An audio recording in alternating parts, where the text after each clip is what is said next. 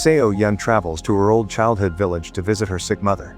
On the way to the house, a family friend named Sung-ho picks her up and asks whether she has visited her mother at the hospital.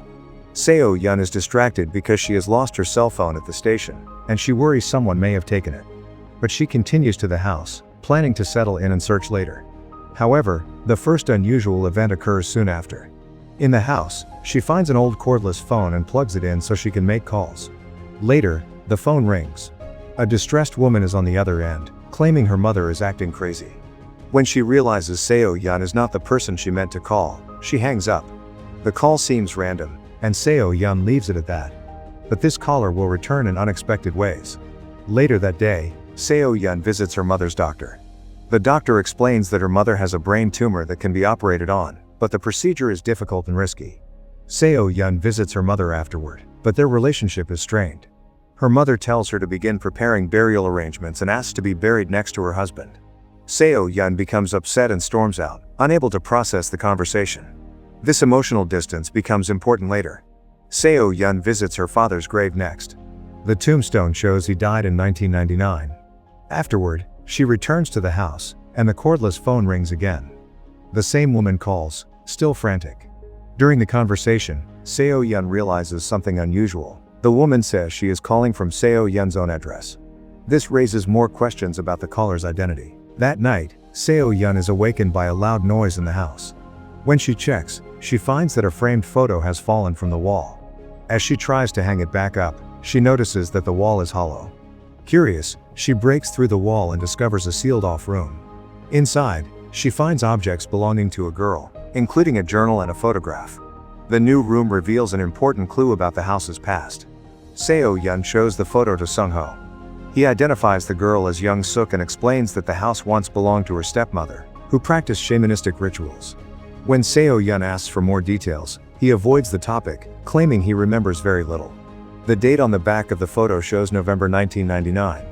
Seo-Yeon begins to suspect a link between the caller and the girl in the photo.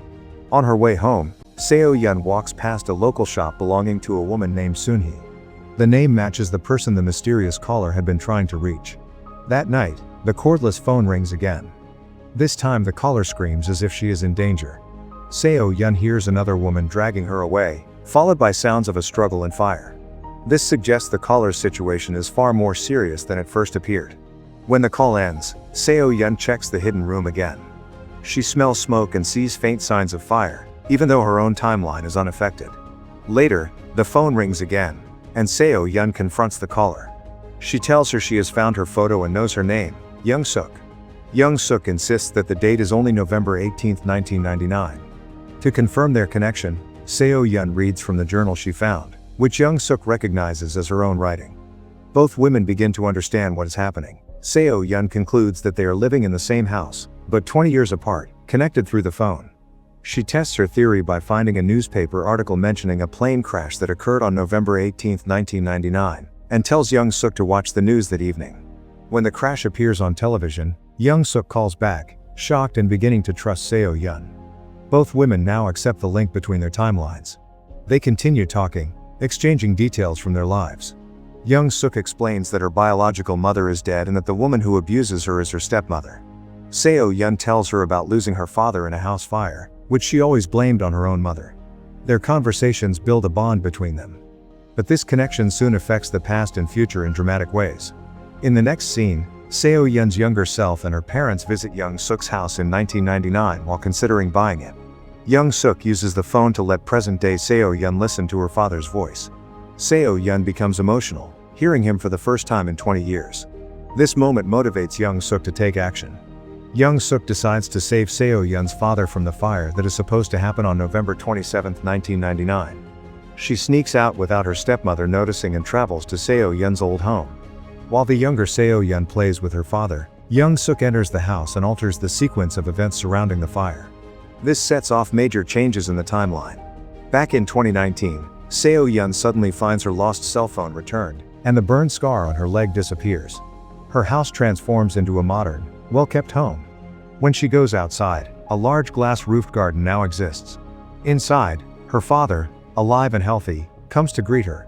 Seo-Yeon breaks down, overwhelmed by the new reality where both parents survived. But the consequences of this timeline change are only beginning. Later, Seo-Yeon calls Young-Sook to thank her for saving her father. They continue growing close, exchanging stories and updates from their respective times. Everything seems positive until the day Young-Sook becomes upset when Seo-Yeon does not immediately return her call. This marks the shift in their relationship. When they finally speak again, Seo-Yeon hears disturbing noises in the background. Young-Sook's stepmother is performing an exorcism on her, convinced she can purify her through ritual punishment. Seo-Yeon listens helplessly as Young-Sook cries and screams. But what happens next changes everything once again. Young-Sook's stepmother continues the exorcism, beating and restraining her while chanting over her. Young-Sook begs her to stop, but the abuse continues. Meanwhile, Seo-Yeon searches online for any information about Young-Sook. She cannot find any social media profiles, so she searches for news from 1999. Eventually she discovers an article reporting Young-Sook's death during an exorcism performed by her stepmother. This discovery becomes the turning point in their connection. Seo-Yeon calls Young-Sook immediately, warning her that she may die that night. In 1999, the stepmother goes upstairs with a knife, planning to continue the ritual.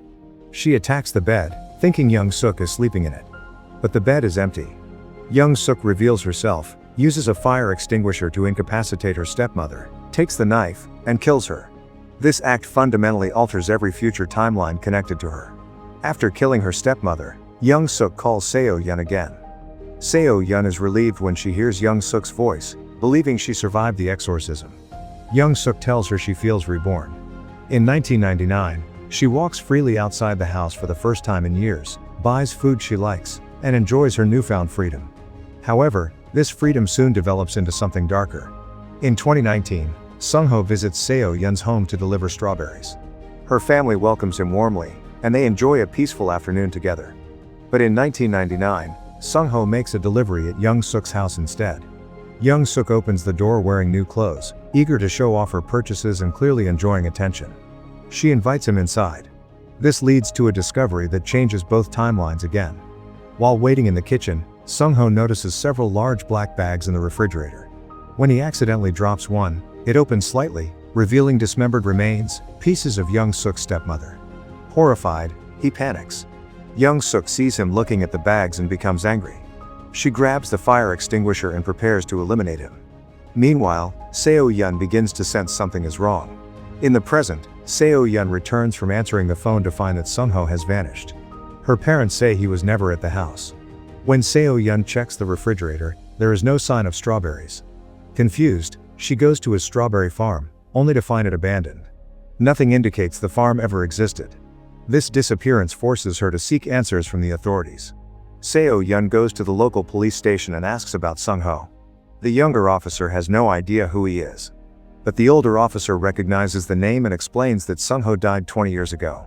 He shows her his notebook from 1999, confirming that Sung-ho was murdered. The details match the timeline in which Young-Sook killed him.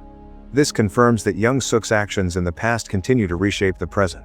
In 1999, the police visit Young-Sook to question her about Sung-ho's disappearance. She lies repeatedly, but the older officer, who shares the same memories as the man in the present, detects inconsistencies in her story. He notices the fresh strawberries she should not have, making him suspicious. But lacking evidence, he leaves for the moment. The police suspicion becomes another thread connecting the two timelines. Back in 2019, Seo-Yeon speaks with Soon-hee at her store to ask about Young-Sook and her stepmother. Soon-hee says she once believed Young-Sook was a well-behaved girl who visited often but admits that one day Young-Sook attacked her. Soon-hee only survived because Young-Sook's stepmother intervened. This confirms the violent tendencies that were growing long before the murders. That night, Young-Sook calls Seo-Yeon while chopping frozen body parts in her kitchen. Seo-Yeon asks directly whether she killed Sung-ho. Young-Sook denies it at first. Seo-Yeon reads aloud from an article reporting Young-Sook's eventual arrest as a serial killer. Realizing she has no reason to pretend, Young-Sook admits she killed him. This shatters the friendship between them and sets up the conflict that follows. Young-Sook demands that Seo-Yeon discover how police eventually identify her as the killer. Seo-Yeon refuses, and Young-Sook becomes furious.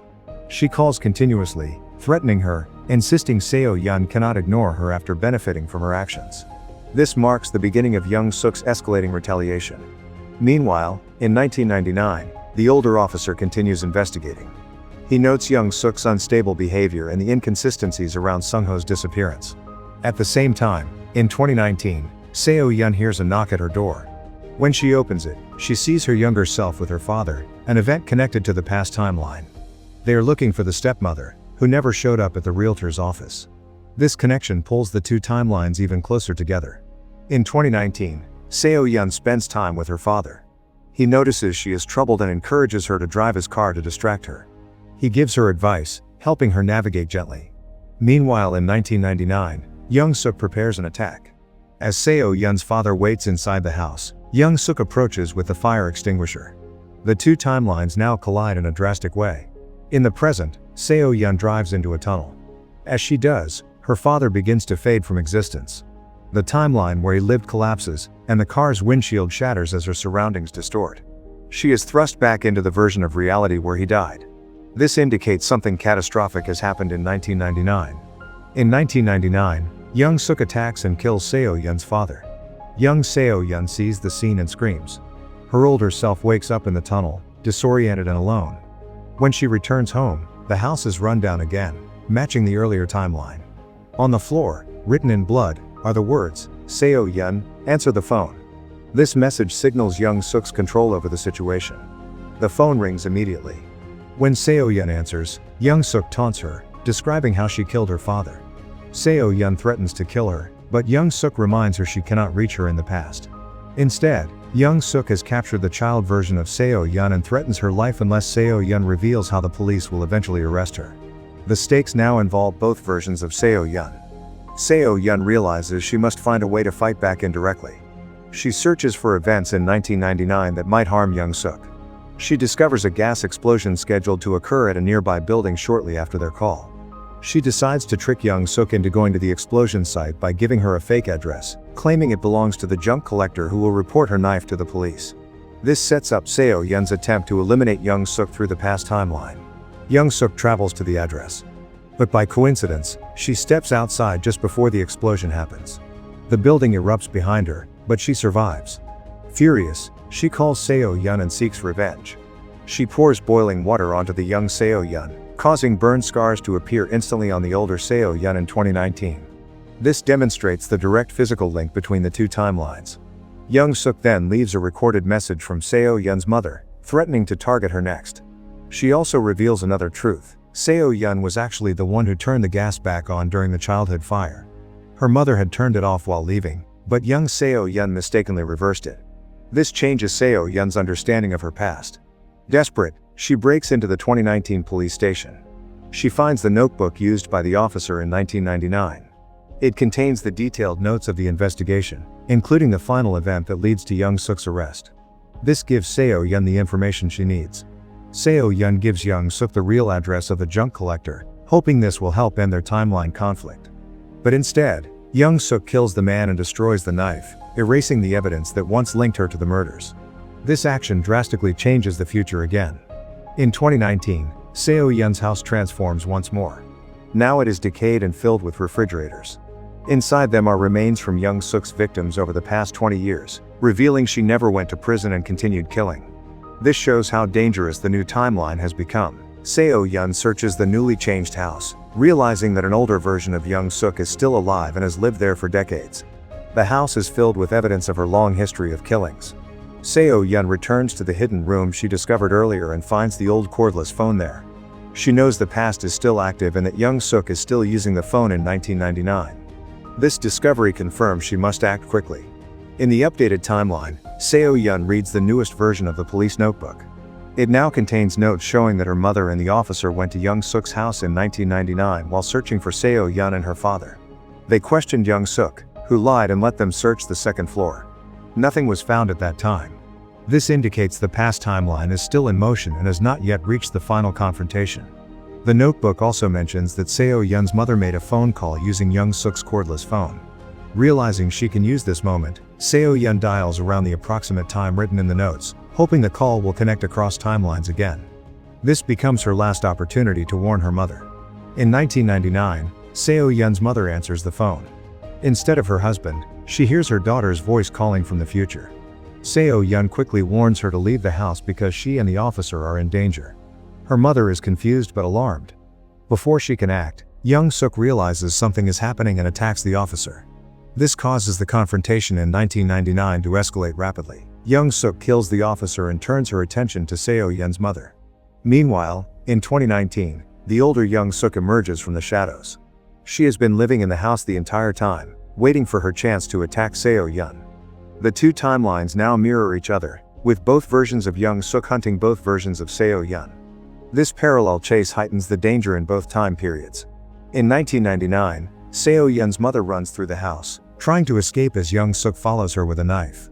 In 2019, Seo-Yeon runs through the decayed version of the house while the older Young-Sook chases her. Both timelines unfold in similar locations and rooms, creating an overlapping struggle. The tension between both timelines becomes closely connected. Eventually, 1999 Young-Sook forces Seo-Yeon's mother and the young Seo-Yeon into the same upstairs room seen earlier in the film. At the same time, 2019 Young-Sook corners Seo-Yeon in the corresponding room. The phone rings in both timelines. This synchronization leads to an important opportunity. Seo-Yeon answers the phone in 2019, and it is her mother calling from 1999. Seo-Yeon tells her to stay calm, find a weapon, and defend herself. Her mother listens and grabs a fire extinguisher. She removes the safety pin and waits by the door. This sets up the moment where the past can change again. However, 1999 Young-Sook manipulates the situation. She places young Seo-Yeon in front of the room, pretending to be weak and calling for help. This pulls her mother out of position. Young-Sook then attacks with the knife. This puts both mother and child at immediate risk. As they struggle, Seo-Yeon's mother manages to grab the knife blade with her hand, stopping the attack. In 2019, Seo-Yeon sees blood appear on the walls, showing the struggle happening in real time across the timeline link. Meanwhile, the older Young-Sook breaks into the room and prepares to strike. The two battles reach their peak at the same moment. Before 1999 Young-Sook can stab the mother, she is tackled. Seo-Yeon's mother pushes her over the railing, and they both fall to the floor below. In 2019, the older Young-Sook disappears instantly, erased by the change in the past. This collapse of the older Young-Sook shows the past has been altered successfully. The house becomes quiet. Seo-Yeon stands alone in the ruined structure, knowing the timeline has shifted again. She leaves the property and goes to the graveyard, fearing her mother may have died in the fall 20 years earlier. This moment leaves her uncertain of what remains in her current reality. At the cemetery, Seo-Yeon breaks down, believing she has lost both parents. But suddenly, her mother appears behind her. She is alive and older, carrying the scars from the past but standing strong. Seo-Yeon turns and sees her, overwhelmed with relief. This confirms that her mother survived the events of 1999. Mother and daughter embrace. Seo-Yeon realizes she misjudged her mother for years and recognizes her strength. They visit her father's grave together and then prepare to leave the cemetery. It appears the timeline has finally settled. However, the story continues in a mid-credits scene. The film reveals that the older Young-Sook in 2019 had made a phone call before the final confrontation. She called her younger self in 1999, warning her that the police and Seo-Yeon's mother were coming. This hidden conversation drastically changes the timeline again. With the warning, the younger Young-Sook survives the fall from the railing. Her survival means she continues her violent life beyond the moment Seo-Yeon believed she was defeated. When the updated timeline catches up to the cemetery, Seo-Yeon's mother suddenly disappears from reality. This signals that the timeline has shifted unexpectedly one more time. The final scene shows a person sitting in a torture room, tied to a chair and covered with a cloth. The person screams for help. The cloth is removed, revealing an adult Seo-Yeon. It suggests Young-Sook survived, continued her path, and eventually captured her. This ending indicates the cycle of altered timelines continues, unresolved.